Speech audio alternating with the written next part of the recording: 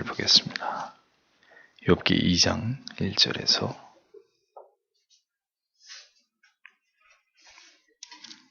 2장 1절에서 10절까지입니다.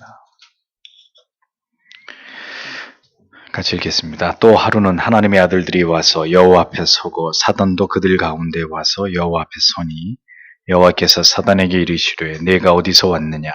사단이 여호와께 대답하여 가로되 땅에 두루 돌아 여기저기 다녀왔나이다.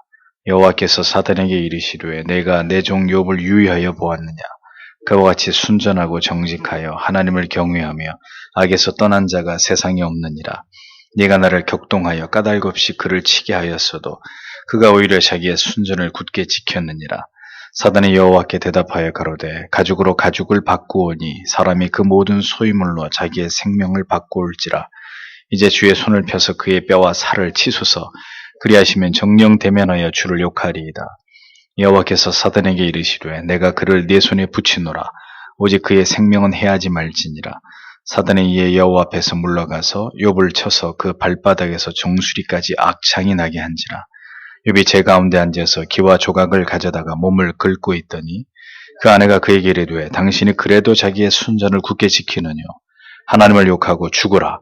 그가 이르되 그대의 말이 어리석은 여자 중 하나와 우리가 하나님께 복을 받았은즉 재앙도 받지 아니하겠느뇨 하고 이 모든 일에 욥이 입술로 범죄치 아니하니라. 아멘. 기도하겠습니다.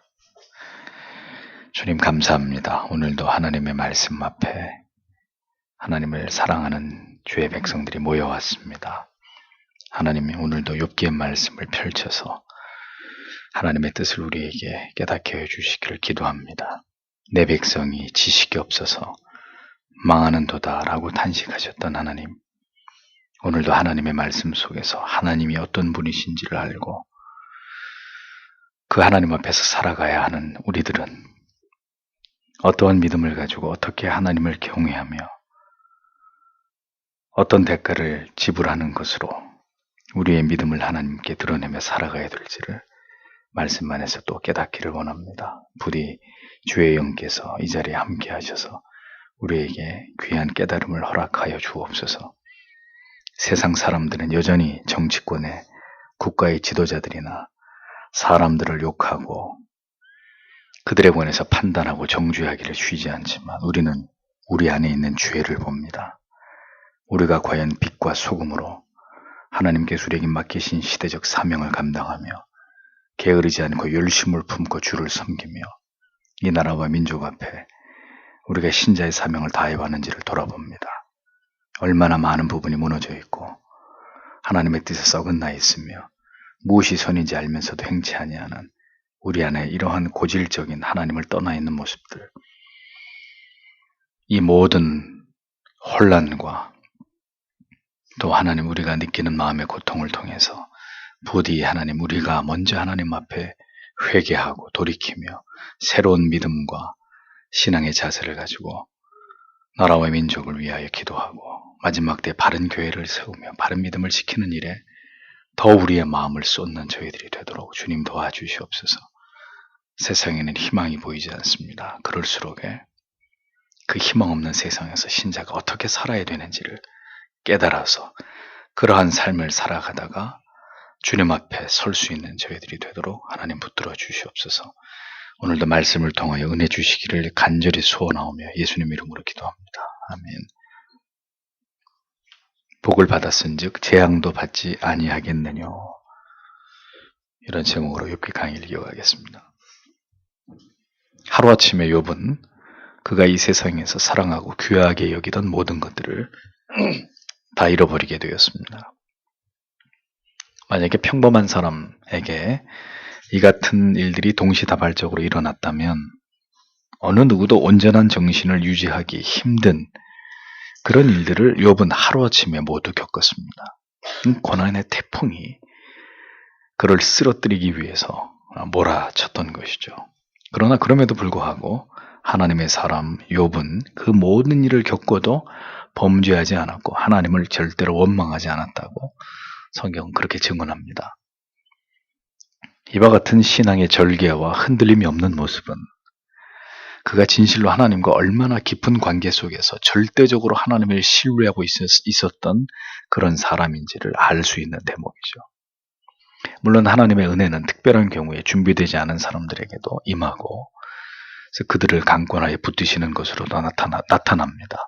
그러나 그런 경우는 매우 극히 드물고 특별한 경우에 일어나는 일이고 보편적인 경우라면 평상시에 그가 하나님과 어떤 관계 속에서 얼마나 깊은 믿음의 어떤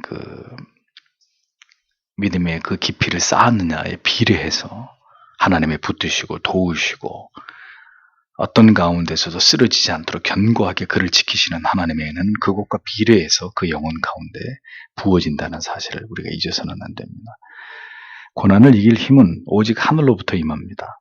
죄인들 안에는 이러한 슬픔과 괴로움과 고통을 이길 힘이 없습니다. 그럴 재간이 우리에게는 없습니다. 오직 하나님께서 붙드실 때만이 신앙의 현장이 있고 체험적으로 하나님을 깊이 아는 신자만이 그런 상황에서 담대하게 어느 날 찾아온 모든 슬픔과 고독과 고통과 괴로움들을 이겨내면서 모든 신앙의 회의와 불평과 원망을 마음의 깊은 샘에 던져넣으면서 묵묵히 믿음의 길을 가면서 하나님을 바라볼 수 있는 것이라는 거죠. 그래서 결국 마지막 때의 신앙은 지금처럼 평상시에 여러분들이 하나님을 신앙하는 모습을 통해서 결정나는 것입니다. 누구보다 더 열심히 기도하고 누구보다 더 은혜의 방편을 견고하게 붙드는 사람이 환난의 날을 믿음으로 통과할 수 있는 것이지 그런 프로세스, 과정이 전혀 없는 사람이 환난의 날, 하나님이 주시는 능력을 가지고 환난의 날을 이겨낸다. 그러면 그건 하나님 공의의 하나님이 아니에요. 그래서 평화로운 오늘, 지금이 중요하다는 것입니다. 어떤 일이 터지고 난 다음이 아니라 그 일이 터지기 이전에 그가 어떤 삶을 살았느냐, 하나님과 어떤 관계를 맺었느냐, 그것이 중요하다는 것입니다. 이번 이 불같은 시험을 그렇게 지나갔습니다. 그런데 그것이 끝이 아니었습니다. 본문은 다시 두 번째 천상회의의 장면이 기록되어 있습니다. 1절에서 2절을 보면 그리고 날이 있었다. 즉 하나님의 아들들이 여호와 앞에 나타나기 위해서 왔다. 그리고 사단 또한 여호와 앞에 나타나기 위해서 그들 가운데 왔다. 그리고 여호와께서 사단에게 말씀하셨다. 어디서부터 네가 왔느냐? 그리고 사단이 여호와께 대답했다. 그리고 그가 말했다. 땅에 돌아다니는 것으로부터 그리고 그 안에서 다니는 것으로부터 이렇게 기록되어 있습니다. 자, 그래서 본절은 첫 번째 천상회의의 장면과 흡사한 구조를 보여줍니다. 하나님과 천사들과 사탄이 모두 한자리에서 다시 어떤 문제를 두고 논의하는 장면이죠. 여기서 또다시 하나님은 사탄에게 질문을 던집니다. 내가 어디서 왔느냐? 앞에서도 그랬죠. 여기서도 내가 어디서 왔느냐? 이렇게 하나님이 사탄에 대해서 질문을 던지시는 것은 오늘 모임의 이 모든 대화의 주도권, 이것이 하나님의 주권 속에서 일어나고 있는 일들이라는 걸 보여주는 거죠. 하나님은 절대로 모든 것의 주도권을, 권한을 누구에게 양보하시는 분이 아닙니다. 오늘도 주인공은 사탄이 아닙니다. 하나님이 그를 불러왔고, 근데 어디 있다 오는 것이냐? 내 이놈, 너 어디 있다가 오는 것이냐? 이렇게 하나님이 먼저 사탄에게 질문을 던지시는 것으로 오늘의 모임을 시작하고 있는 이런 내용을 보여주는 것입니다. 사탄이 하는 얘기를 들어보세요. 한글 성경이 정확치 않은데 본문에 보면 땅에 돌아다니는 것으로부터 왔습니다. 그 안에서 다니는 것으로부터 왔습니다. 그러니까 사단이 뭘 하다 왔다는 거예요. 땅을 두루두루 다니면서 사람들의 영혼 속으로 들어가서 그들을 죄짓게 하고 범죄하게 하고 하나님 대적하게 하고, 정확히 사탄의 표현은 하지 않았지만 두루두루 굴러먹다 왔다. 하나님 앞에 하는 얘기가 둘러대는 거죠. 두루두루 돌아다니면서 어디를 돌아다녔겠어요, 사탄이.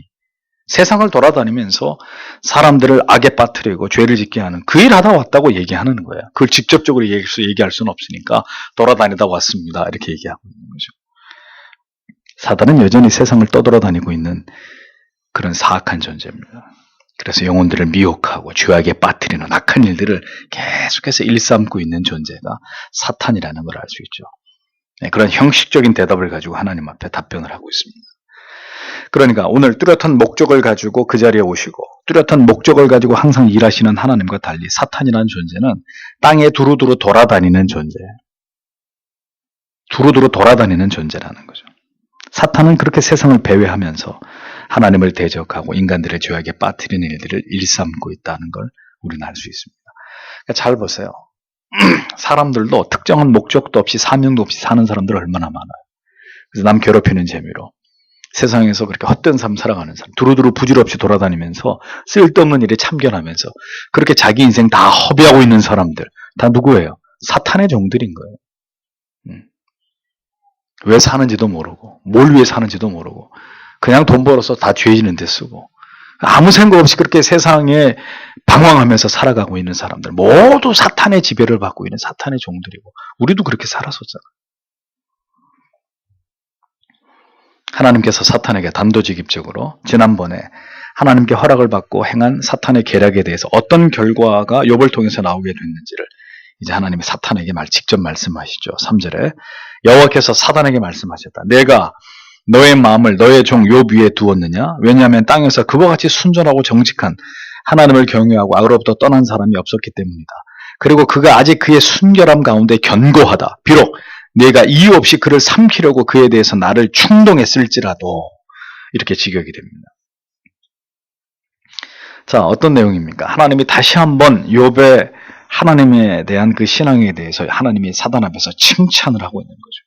봤냐 이거죠. 야 이놈아, 사탄아, 네가 그렇게 죄도 없는 욥을 나를 충동해서 네가 그렇게 네가 말한 대로 그가 가진 모든 걸 다 뺏어갔어도 욥이 어떻게 했느냐?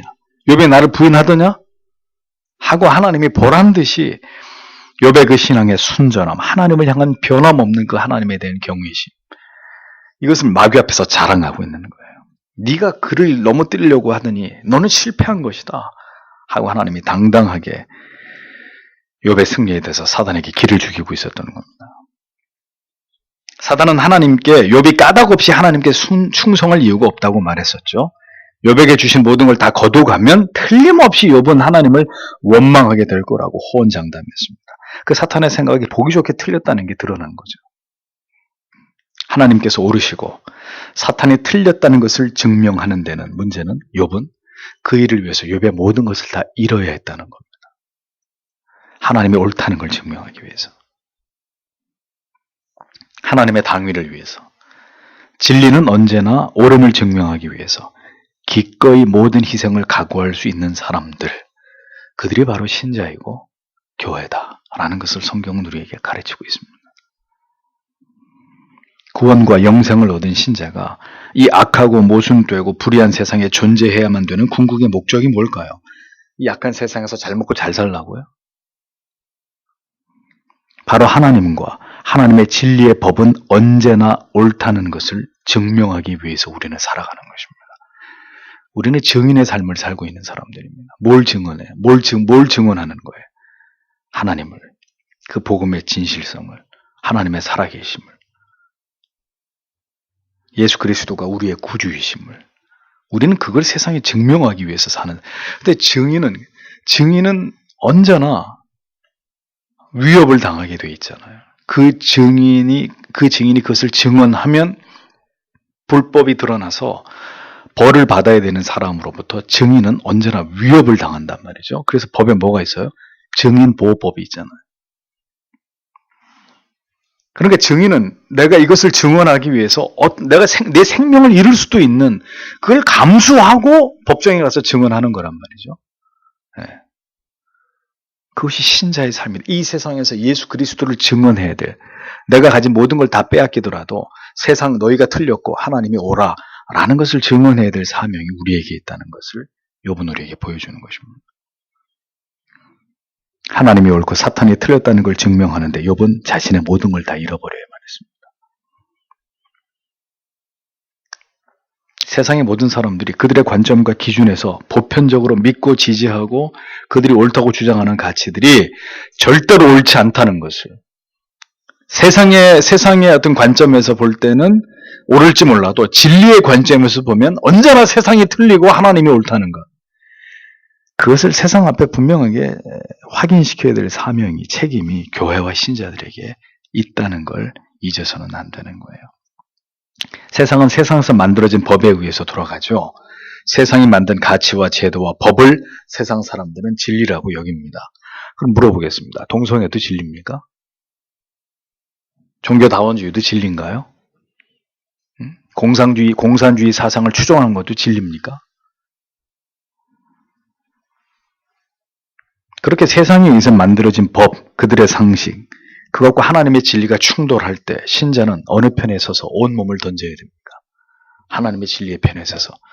너희들이 떠드는 건 진리가 아니야. 그건 도덕도 윤리도 아니야. 따라서 너희들이 주장하는 것은 나는 인정할 수 없어. 그 말을 누가 해야 되는 거예요? 저와 여러분이 해야 되는 거예요. 그러니까 결정을 내야 되는 거죠. 나는 세상의 편인가 하나님의 편인가. 광화문의 신자가 언제 집회를 해야 됩니까? 박근혜 물러나라. 그거 하려고 신자가 거기 가서 피켓 들고 서 있어야 됩니까? 정신 나간 짓들 하고 있어요. 내가 분명히 알려드릴게요. 앞으로 저하고 여러분이 언제 피켓 들고 나가야 되냐. 대한민국에서 동성애법이 통과되려고 할 때. 한번 보겠어요, 제가. 그때 누가 광화문에 와가지고 시위하는지. 그때 안 나서고 지금 나서서 그렇게 촛불 들고 그거는 의미 없는 일들이고 우리가 정말 나서야 될 때는 차별금지법이 통과되면서 이단을 이단이라고 말할 수 없는 그 상황이 올 때 모든 교회가 서울시청 앞에 가가지고 그 법을 우리는 반대한다. 우리는 그 입법을 반대한다. 그 법이 정해지는 것을 반대한다. 그때 하란 말이에요. 박근혜가 옳다는 뜻이 아닙니다.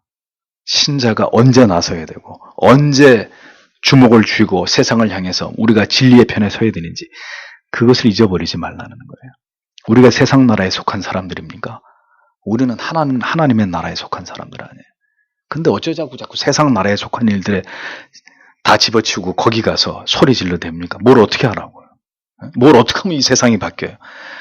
이제 머지않아서 이제 교회가 점점 옥주에게 되는 우리의 종교의 자유가 박탈당하게 되는 세상이 온단 말이죠. 그때 모든 걸 걸고 우리는 그 법을 받아들일 수 없습니다. 우리는 그때 일어나기 위해서 지금 참는 사람들이 돼야 돼요.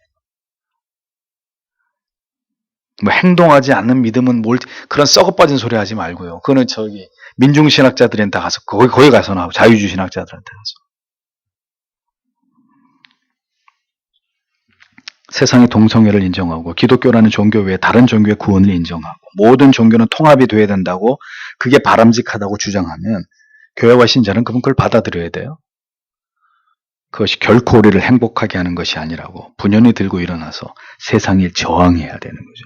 세상이 주장하는 논리와 이론은 틀린 것이고 오직 하나님의 진리의 가르침이 올바른 것이라고 외쳐야 될 사명이 바로 그때 있는 것입니다. 그 대가가 모든 것을 잃어버려야 되는 일이라 할지라도 욥처럼 신자는 그렇게 하나님이 옳으시고 세상 너희가 틀리다고 하는 것에 대해서 언제든 그것을 명백하게 밝히고 그것을 지켜내는 사람들이 신자여야 되는 것입니다. 까닭 없이 그를 치게 하였어도 그가 오히려 자기의 순전을 굳게 지켰느니라. 하나님께서는 사탄에게 욥이 어떻게 그 모든 시험을 이겨내는지를 말씀하고 계셨습니다. 하나님으로 하여금 하나님께서 옳으시다는 것을 증명해 드릴 수 있는 증거로 욥은 견디기 힘든 고통과 고난을 감내해야 됐다는 사실을 잊어버리지 마십시오. 주께서는 성삼위 하나님이 합의하신 대로 인간을 위한 대속의 사명을 감당하기 위해서 어떻게 하셔서 십자가를 지셨잖아요. 하나님의 뜻과 사명을 이루는 길에는 고난이 필수 불가결한 요소라는 것을 성경은 예수 그리스도 자신이 우리에게 그것을 입증하셨습니다. 무릇 경건하게 살고자 하는 자에게는 핍박이 있으리라. 무릇 나를 따르고자 하는 자에게는 고난도 함께 받게 될 것이다. 성경 그런 얘기들로 넘쳐납니다. 누구든지 나를 따르려거든 아무 걱정하지 마라. 리츠칼튼 호텔에서 랍스터를 먹으면서 룸 서비스를 받으면서 너는 앞으로 그런 생활이 보장되어 있다. 주님은 그렇게 말씀하지 않았단 말이죠. 하나님께서 우리의 모든 괴로움과 고통을 우리의 모든 아픔을 치유하시는 분이십니까? 그렇습니다. 분명 하나님께서 그 자녀들을 지키고 돌보고 세상에 줄 수 없는 위로와 용기와 긍휼을 우리에게 베풀어 주시는 아버지십니다. 그러나 반대로 이제 그렇게까지 은혜를 주신 하나님의 자녀들로 하여금 하나님을 향한 우리의 절대 불굴의 신앙을 세상 앞에 증명함으로 하나님이 옳다는 것을 드러내야 될 때는 기꺼이 그 하나님의 뜻을 위해서 욥처럼 거룩한 희생을 가슴이 미어지는 상실을 각오해야 되는 것까지가 바로 신자의 삶이고 사명이라는 것을 우리는 잊어버리면 안 된다는 것. 신자는 세상 앞에서 믿음이 무엇인지를 증명하는 사람들입니다. 하나님께서 우리에게 해주신 사랑이 얼마나 크고 무엇으로도 그 사랑에서 우리를 끊어놓을 수 없다는 것을 입증해야 되는 사람들입니다. 어떤 환난이나 핍박이나 시련이 와도 하나님을 향한 우리의 신뢰와 경배가 변할 수 없음을 이 세상 앞에서 드러내야 되는 사람들, 그들이 바로 신자입니다. 어떤 회유와 유혹과 혹은 슬픔과 고통이 찾아와도 하나님을 경외하면서 하나님을 예배하면서 하나님을 향한 우리의 의무와 모든 우리의 책임을 사명을 다하고 우리의 마음과 믿음이 추워도 흔들림이 없다는 것을 세상 앞에 뚜렷하게 보여주어야 되는 사람들, 그들이 바로 신자들이라는 거죠. 하나님은 우리가 바로 그런 하나님의 자녀이기를 원하십니다. 그런 하나님의 자녀가 되라고 하나님이 우리에게 아끼지 않고 우리가 구하는 것들을 주시는 거예요. 때로는 위로하시고 용기를 주시고 채워주시고 먹여주시고 입혀주시고 우리의 생명을 보존해 주시고 우리의 믿음이 거기에 이르기까지 우리를 다듬어 가실 것이고 우리의 믿음을 자라게 하실 것입니다. 그것이 우리의 존재의 이유와 목적이기 때문이죠. 이와 같은 혹독한 시험이 찾아오기 전에 욥을 보십시오. 어떤 삶이었습니까? 무엇 하나 부족함이 없는 삶이었어요. 그러나 지금 그의 처지는 그 모든 걸 하루아침에 깡그리 다 잃어버린 최악의 상황이었습니다. 가장 부유하고 가장 여유롭고 가장 평화로운 것과 가장 고통스럽고 모든 걸 다 빼앗기고 가장 최악의 슬픔을 맛보고 있는 상태. 신자는 이 상태와 이 상태, 이 두 가지를 다 하나님의 은혜 가운데서 감당해내야 되는 사람이라는 거예요. 그래서 바울이 뭐라 그랬어요? 내가 부유한 데 처할 줄도 알고 가난한 데 처할 줄. 일체의 자족함의 비교를 나는 배웠다. 그러니까 신자의 삶에서는 그게 중요한 게 아니더라. 사도가 그 얘기를 우리한테 해주는 거잖아요. 욥은 극과 극의 삶을 경험하고 있습니다. 신자의 삶은 이렇게 가장 좋을 때와 가장 나쁠 때조차도 하나님을 향한 믿음이 변치 말아야 되는 그런 삶을 살아야 된다는 것을 욥기는 우리에게 호소하고 있는 거예요. 어떤 가운데서도 하나님을 향한 믿음은 불변의 것이 되어야 한다. 하나님께서 우리의 믿음을 이같이 우리의 상황과 환경과 상관없이 흔들림 없이 굳건하게 해주시기를 신자는 그래서 언제나 기도해야 되는 것입니다. 부자 되게 해줬어요. 믿음 다 팔아먹고 하나님 배신하고 신앙을 버려요. 재앙이에요. 그건 재앙. 성도 여러분, 편안하기만 하는 날들을 고대하지 마세요. 지독한 고통의 날들만이 계속될 것이라고 낙심하지도 마세요. 형통한 날과 곤고한 날들은 오직 하나님의 주권과 섭리대로 우리 인생에서 교차될 뿐입니다. 중요한 것은, 포인트는 우리 힘으로 살 수 없다는 거예요. 형통한 날 하나님 멀리하지 않고 죄 안 지으면서 그렇게 형통하고 부유하고 넉넉해도 주님만을 바라보고 욥처럼 그렇게 사는 것도 하나님의 은혜가 있어야 되는 일이고, 지금 욥이 당한 것처럼 모든 걸 하루아침에 다 빼앗기게 된 상황에서도 하나님을 부정하지 않고 하나님을 원망하지 않고 믿음을 지키면서 살아가는 것도 하나님의 은혜가 있어야 가능한 삶인 거죠. 우리가 살아낼 수 있는 삶이라는 건 없는 거예요. 하나님의 은혜에 묶이고 매이지 않으면 인생 자체가 불가능한 것입니다. 욥의 신앙은 그가 가진 모든 소중한 것을 잃어버렸어도 하나님을 경외하는 것으로 증명되었습니다. 그런데 사탄은 여기서 만족하지 않죠. 또 다른 제안을 하나님께 드리고 있었습니다. 4절에서 5절. 그리고 사단이 여호와께 대답했다. 그리고 그가 말했다. 가죽을 위하여 가죽으로, 그리고 사람에게 있는 모든 것을 그가 그의 생명을 위하여 줄 것입니다. 그러나 청컨대 당신은 당신의 손을 뻗으십시오. 그리고 당신은 그의 뼈와 그의 살에 대해 치십시오. 확실히 그는 참으로 당신 앞에서 당신을 저주할 것입니다. 라고 기록되어 있습니다. 가죽을 가죽으로 바꾸오니, 이 해석이 굉장히 난해합니다. 여러 해석들이 있는데 가장 유력한 해석은 이 말은 당시 고대 사회의 격언에 대한 인용으로 보는 거예요. 당시 팔레스타인 지방에서는 짐승의 가죽이 주요한 교역의 대상이었습니다.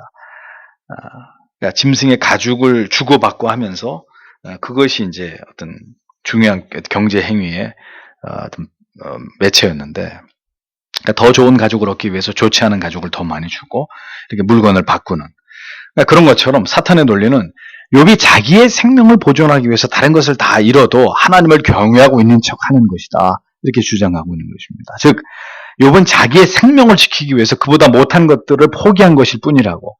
사탄은 욥이 자신의 순전함을 지키는 이유는 자기의 몸, 자기의 생명을 보존하기 위함이라고 이렇게 욥을 평가하면서, 하나님이 만약에 그의 뼈와 살까지 치신다면, 즉 그의 육신까지도 하나님이 쳐버리면 반드시 그놈은 하나님을 버리고 욕하고 저주할 거다.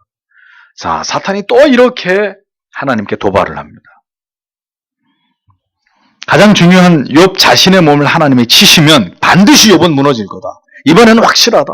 하나님을 향해서 도발하는 사탄의 모습이 나타납니다.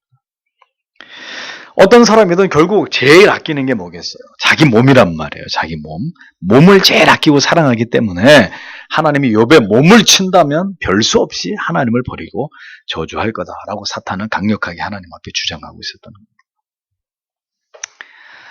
하나님이 또 그 사탄의 제안을 받아들이십니다. 6절에서 7절. 그리고 여호와께서 사탄에게 말씀하셨다. 너의 손에 있는 그를 보라. 너는 오직 그의 생명을 보존하라. 그리고 사탄이 여호와 앞에서 나갔다. 그리고 그가 욥을 악한 종기로 그의 발바닥부터 그의 정수리까지 쳤다. 이렇게 적고 있습니다. 하나님께서 사탄에게 그의 생명만은 건드리지 말고 그를 치라고 허락하십니다. 하나님께서 그 사랑하는 욥을 또다시 사탄에게 내어주십니다.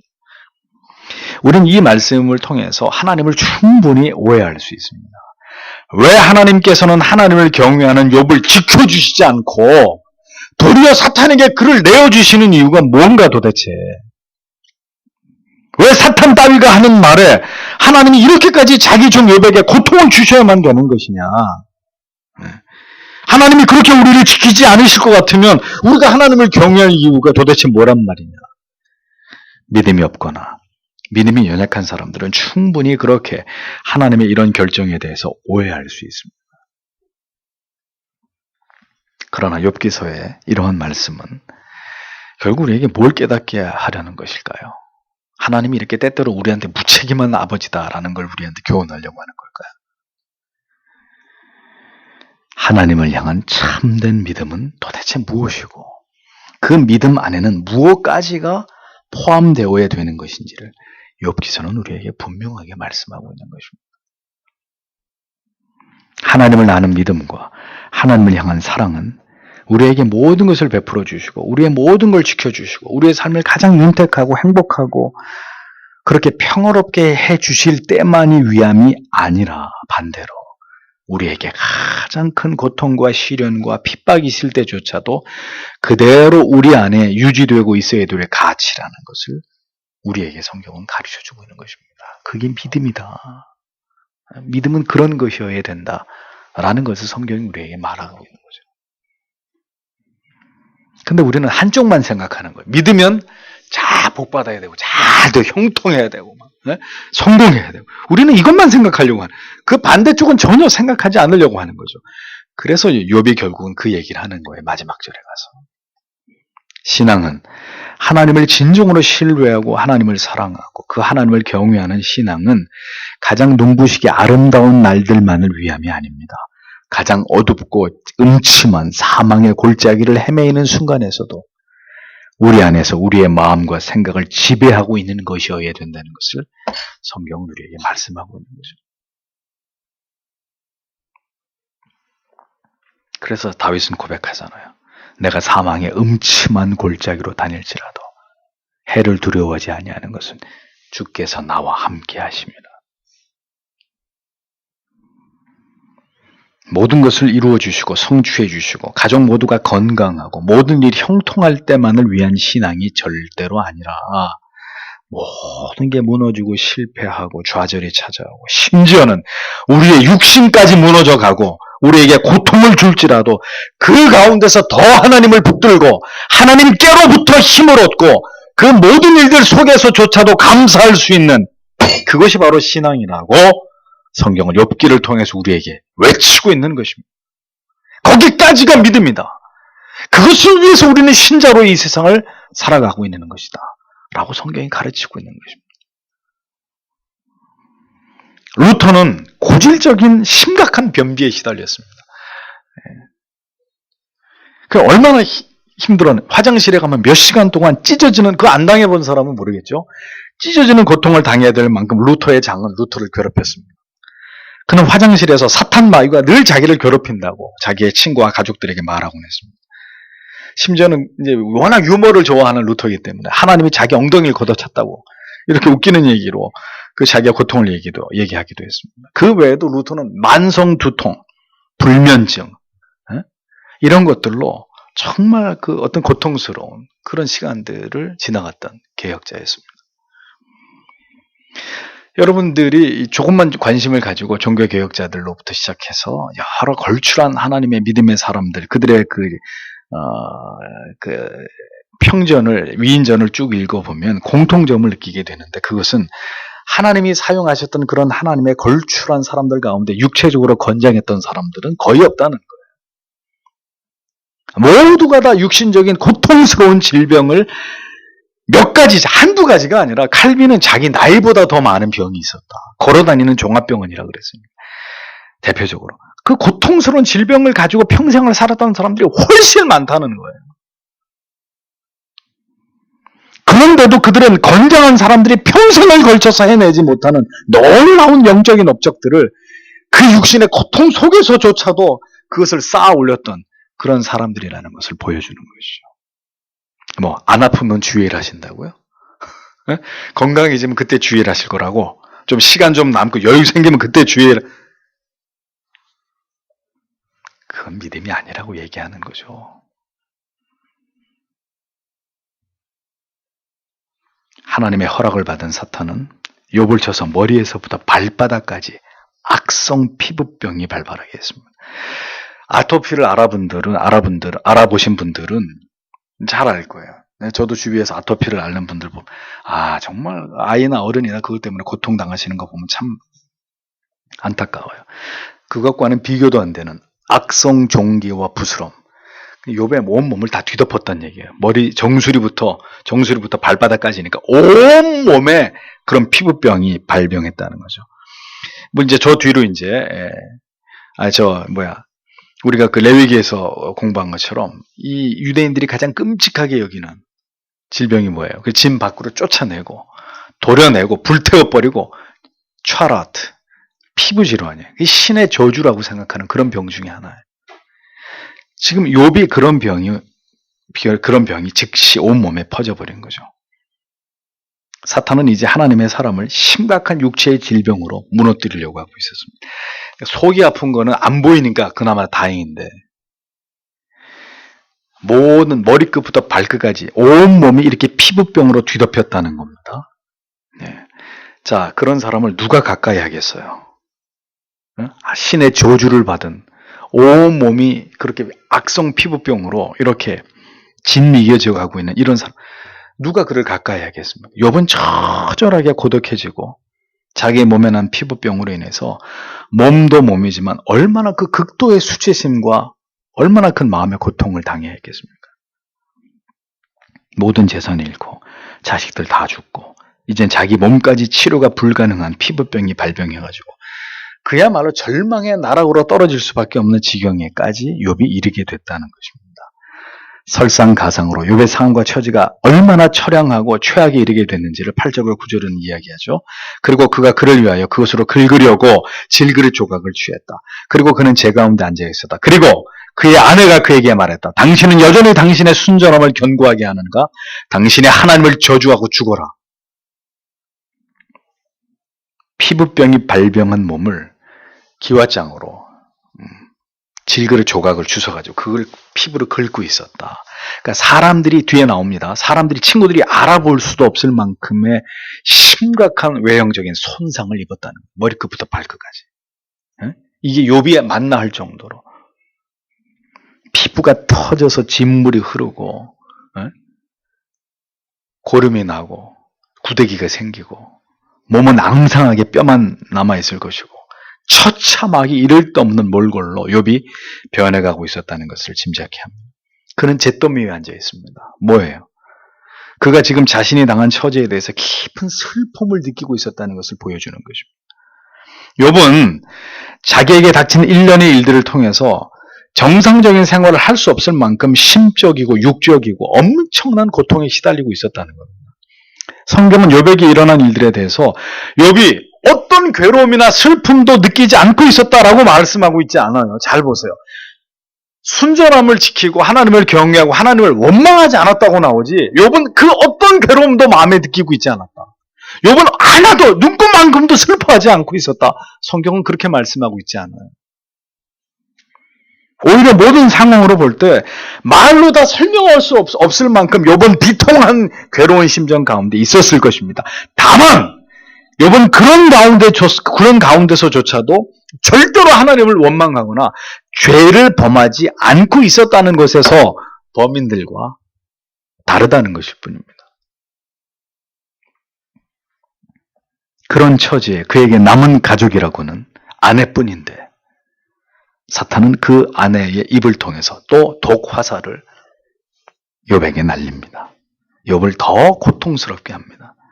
누구보다도 위로가 되고 힘이 되어줘야 될 욥의 아내는 그에게 이래도 하나님 앞에서 네가 순전하다고 네 순전함을 지키는 것이냐? 응? 너를 이렇게 만든 그 하나님을 저주하고 죽어버려라. 욥의 아내의 신앙이 어떠했는지는 확인할 길이 없습니다. 다만 욥과 달리 그녀는 그녀에게 닥친 이 모든 일들로 인해서 확실하게 하나님을 향한 모든 신앙을 버린 것만은 틀림없어 보입니다. 욥이 그렇게 되기를 사탄이 바랬지만 욥의 아내가 결국은 그 모든 일로 인해서 믿음을 버리고 욥에게 비수 같은 말로 욥의 마음을 더 어렵게 하고 있었던 것을 성경은 기록해 놓고 있습니다. 아내들이 잘하셔야 돼요. 사례부터 시작해가지고 계속 지금 이런 얘기가 반복되고 있는데, 하나님께서 우리를 힘들게 하실 때는 이렇게 모든 사람들이 나에게서 등을 돌리는 일들이 일어나는 거예요. 단 한 사람도 기대지 못하도록, 의지하지 못하도록. 혹 여러분들에게 그런 일이 생기십니까? 아, 이건 사람이 하는 게 아니구나. 하나님이 나를 그런 절대 고독 속으로 끌어내리고 계시는 거구나. 그렇게 생각하십시오. 아무도 그 누구도 내 마음을 알아주는 이가 없는 그 절대 고독으로 하나님이 때로는 여러분을 끌고 가기도 하십니다. 이유가 있어서. 이제 욥은 그 절대 고독의 자리에 앉게 됐습니다. 그야말로 그에게는 이제 어떤 위로자도 존재하지 않는 지경에 이르게 되는 것이죠. 욥은 하나님을 저주하고 죽으라는 아내의 말에 대해서 그녀를 훈계하고 있었습니다. 그대의 말이 어리석은 여자들의 말과 같다고 자기 아내에게 일갈하고 있었습니다. 한때 욥의 아내는 분명히 하나님을 신앙하는 여인이었을 것입니다. 지금 이런 말을 하고 있는 아내는 욥이 판단하기에 하나님을 모르는 지극히 어리석은 여자처럼 그렇게 보일 뿐이라고, 이런 상황 가운데서도 욥은 지금 자기 아내를 향한 훈계를 잃지 않고 있는 모습을 보여줍니다. 당신이 어떻게 하다 그렇게 됐어요? 응? 어찌하다 당신이 하나님을 모르는 여자처럼 그렇게 어리석은 말을 나한테 하고 있는 것이요?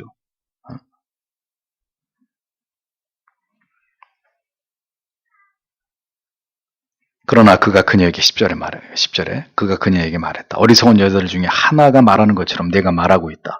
우리가 하나님께로부터 좋은 것을 받았던 것 같이 우리가 나쁜 것도 받아야 하지 않겠느냐? 이 모든 것 가운데 욥이 그의 입술들로 죄를 짓지 않았다. 이렇게 기록하고 있습니다. 자기의 여종 하갈과 동침하라고 종용한 이후에 하갈이 자기를 멸시하자 이 모든 것이 당신이 당해야 될 멸시야! 이렇게 쏘아붙이는 사라에게 아브라함은 유구무원이었습니다. 그것과 달리 욥은 하나님을 저주하라는 아내의 말에 즉시 반박하면서 어찌 그렇게 하나님을 알지 못하는 무지하고 어리석은 여자 같은 그런 한심한 말을 지금 하고 있냐. 꾸짖으면서 욥은 자기의 신앙을 고백하는 지극히 아름다운 말을 여기서 토해내는 거죠. 욥은 하나님의 주권을 철저하게 믿고 있고 그 주권 앞에 순복하고 있었습니다. 그는 하나님이 어떤 분이신지를 정확하게 알고 있었고 그 하나님 앞에서 지금 우리가 뭘 해야 될지도 분명하게 알고 있는 자였습니다. 하나님이 욥을 왜 자랑하셨는지를 알 수 있는 찬란하게 빛을 뿜으면서 그 입에서 쏟아져 나오는 이 욥의 이 아름다운 고백을 들어보십시오.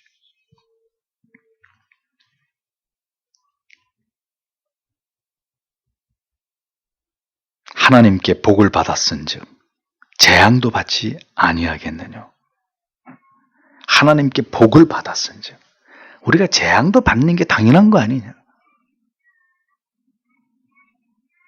지금까지 하나님께서 주시는 온갖 좋은 것을 누렸다면 이제 반대로 또 하나님의 뜻 가운데서 가장 나쁜 일도 가장 나쁜 것도 우리가 받아들여야 당연한 것이 아니.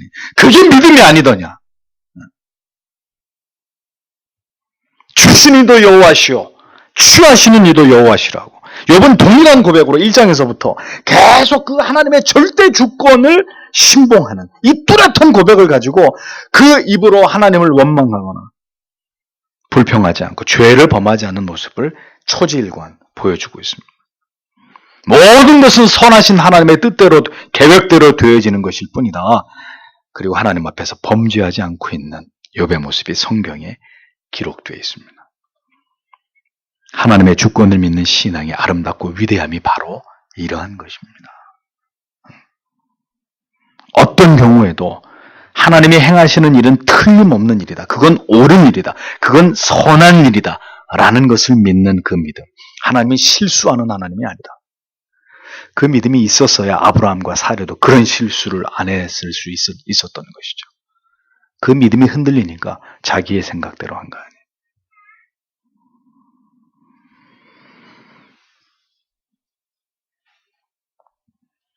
믿음의 끝은 어디입니까?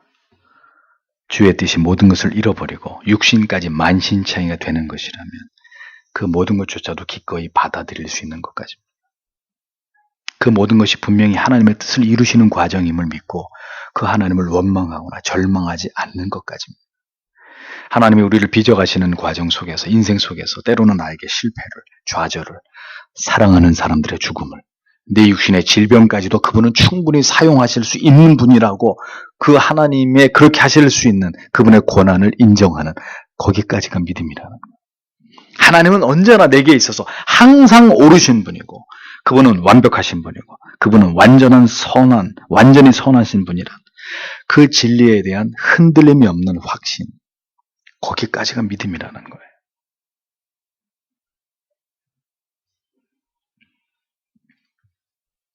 성경은 결국 여기까지가 믿음이라고 우리에게 말씀합니다. 어찌 천국의 시민이 되어서 하나님을 영원토록 예배할 자가 되기를 우리가 꿈꾸면서 이 땅에서는 그저 형통하고 즐겁고 신바람 나는 날들만 이 세상에서 가득 차기만을 고대한단 말입니까? 네? 그것이 어찌 그리스도를 닮고자 하는 자들에게 가당키나 한 마음입니까? 하나님의 기뻐하시는 뜻을 위해서 하나님께 복을 받았은즉 재앙도 받지 않겠느냐라고 고백할 수 있는 그런 절대적인 믿음. 하나님은 바로 오늘도 이와 같은 믿음을 우리 안에서 보기를 원하시는 것입니다. 어떤 일이 일어나더라도 하나님을 아는 믿음이 우리 안에서 유지되고 보존되기를 하나님은 모든 시대의 하나님의 사람들에게 그것을 원하신다는 것을 우리는 잊지 말아야 합니다. 모든 것을 다 누리셨습니까? 모든 것을 거두어 가실 날을 준비하십시오. 모든 것을 잃었다면 또 모든 것을 채워주실 날이 온다는 사실을 소망하십시오. 그러나 우리가 누리고 빼앗기는 것이 중요한 것이 아니라 그리 아니하실지라도 하나님을 경외하고 신뢰하고 그 이름을 찬양하고 경배하는 것이 신자의 본분이라는 것을 기억하고 하나님 오늘 이 시대를 살아가는 우리에게도 이와 같은 믿음을 욥이 고백한 이 위대한 복음 신앙의 고백을 하나님 우리에게도 주시고 우리도 이 고백을 지키면서 살아가는 참된 신자가 되게 해달라고 오늘도 하나님 앞에 기도하셔야 될 것입니다. 기도하겠습니다.